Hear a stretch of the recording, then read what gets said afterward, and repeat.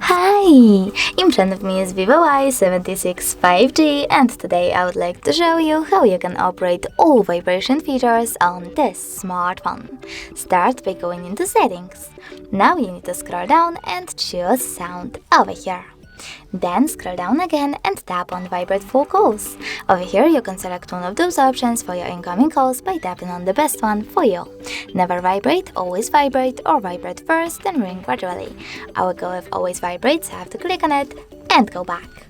Now you can click on the switcher next to notification vibration to enable or disable haptic feedback for your notifications.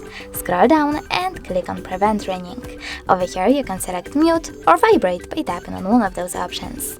Then go back, scroll down and click on the switchers next to charging sounds and vibrations, touch vibrations, and vibrates when the other party answers or hangs up, to enable or disable vibrations for all of those features.